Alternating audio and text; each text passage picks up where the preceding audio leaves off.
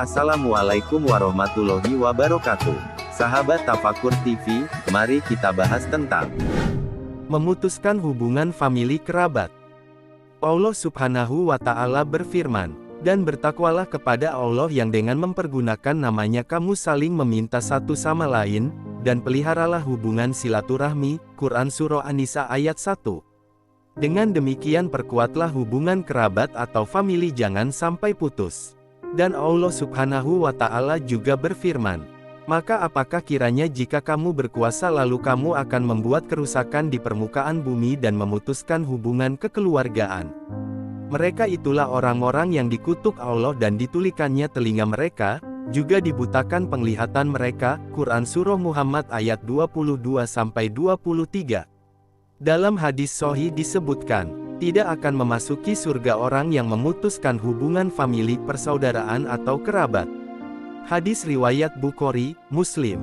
Maka barang siapa yang memutuskan hubungan dengan familinya atau keluarga dekatnya yang lemah miskin, dengan cara menjauhkan diri dari mereka, menyombong pada mereka, tidak mau hubungan dengan mereka dengan cara yang seharusnya untuk berbuat baik pada mereka dan memberikan kebaikannya, padahal orang tersebut sebagai seorang yang kaya dan mereka itu adalah termasuk orang yang miskin, maka yang bersangkutan termasuk ke dalam golongan orang yang mendapatkan ancaman ini. Orang itu bisa diharamkan memasuki neraka, kecuali orang yang mau bertobat kepada Allah Subhanahu wa Ta'ala dan mau berbuat baik pada mereka. Sabda Nabi Shallallahu Alaihi Wasallam, "Barang siapa yang beriman kepada Allah dan hari kiamat, maka hubungilah kerabat familinya." Hadis riwayat Bukhari, Muslim. Nabi Shallallahu Alaihi Wasallam juga bersabda, "Bukanlah orang yang menghubungi famili itu orang yang memberikan sesuatu yang mencukupi, tetapi orang yang menghubungi, yaitu orang yang jika kamu memutuskan hubungan famili, tetapi dia tetap menghubungi." Hadis riwayat Ahmad dan Bukhari. Sabda Nabi dalam hadis qudsi, "Aku adalah Allah yang Maha Pemurah yang mempunyai hubungan kerabat, maka barang siapa yang menyambung tali persaudaraan, maka aku akan menghubunginya, dan barang siapa yang memutuskan tali persaudaraan, maka aku akan memutuskannya juga." Hadis riwayat Ahmad dan Bukhari. Kata Ali bin Al-Husin radhiyallahu anhu bahwa dia mengatakan kepada anaknya, "Hai anakku, janganlah kamu bersahabat dengan orang yang suka memutuskan hubungan silaturahim, maka sesungguhnya aku telah mendapatinya bahwa yang demikian itu menjadi terkutuk sebagaimana yang dicantumkan dalam kitab Allah dalam 3 ayat.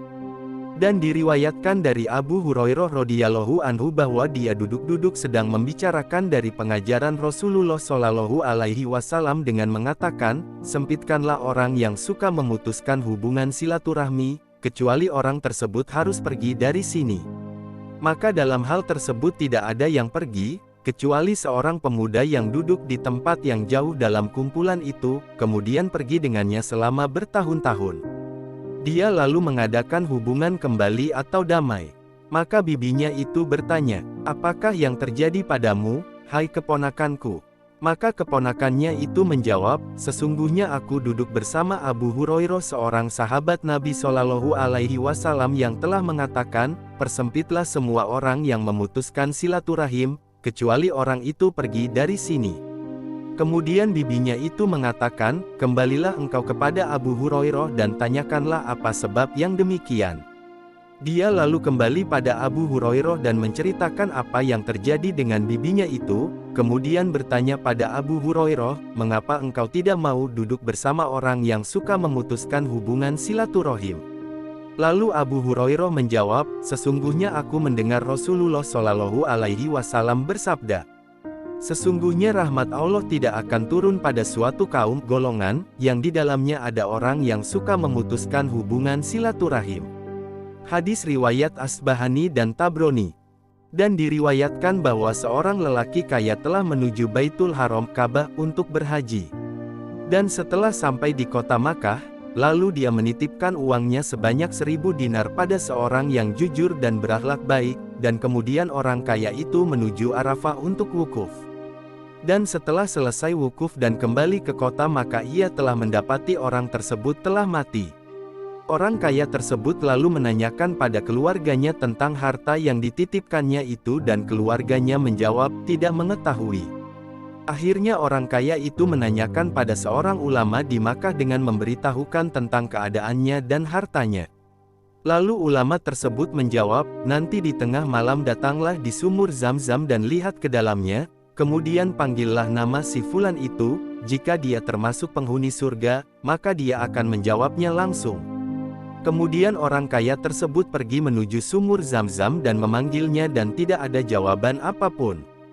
Maka orang itu lalu datang pada ulama Makkah itu dan menceritakan keadaannya yang terjadi, lalu mereka mengatakan, Inna lillahi wa inna ilaihi rojiun, kita milik Allah dan kepadanya kita kembali. Bahwa kami khawatir jangan-jangan dia itu termasuk penghuni neraka, maka Anda pergilah ke Yaman. Di sana ada suatu sumur yang bernama Barhut yang pernah disebut orang sebagai mulutnya neraka jahanam, lalu datangilah dia di malam hari, dan panggillah nama si fulan itu. Jika dia termasuk penduduk neraka, maka Anda akan mendengarkan jawabannya. Kemudian pergilah orang kaya itu menuju Yaman dan menanyakan tentang letak sumur Barhut itu, dan akhirnya ditunjukkan orang pula. Didatangilah sumur itu pada malam hari, lalu memanggil nama orang yang pernah menerima barang titipan itu. Ternyata orang itu menjawab, lalu orang kaya itu bertanya, kalau demikian di manakah uang emasku itu? Orang itu menjawab, aku telah menyimpannya pada suatu tempat di rumahku, dan aku tidak percaya pada anakku yang laki-laki, maka datangilah mereka dan galilah di sana, maka Anda akan mendapati uang dinar emas tersebut. Kemudian orang kaya itu bertanya lagi, apakah yang dapat menyebabkan engkau berada di sini, padahal kami berprasangka yang baik padamu? Maka dia menjawab, aku mempunyai seorang saudara perempuan yang miskin yang aku tinggalkan, dan aku tidak merasa kasihan padanya. Maka Allah Subhanahu wa Ta'ala telah menyiksaku karenanya, dan Allah menempatkan aku di tempat ini. Adapun yang membenarkan cerita di atas dari hadis sahih, yaitu dalam hadis Nabi Shallallahu Alaihi Wasallam yang menyatakan, tidak akan memasuki surga orang yang memutuskan hubungan. Hadis riwayat Bukhari, Muslim. Yang dimaksud yaitu orang yang memutuskan hubungan kekeluargaan, misalnya terhadap saudaranya yang perempuan, bibinya, keponakannya, dan lainnya lagi dari keluarga dekat. Maka kami memohon pada Allah Subhanahu wa Ta'ala semoga Allah akan memberikan taufiknya pada kita untuk tetap kepadanya, bahwa Allah itu Maha Dermawan lagi Maha Mulia. Terima kasih telah menonton video ini. Semoga Allah Subhanahu wa Ta'ala memberikan keberkahan atas waktu yang kita jalani. Wassalamualaikum warahmatullahi wabarakatuh.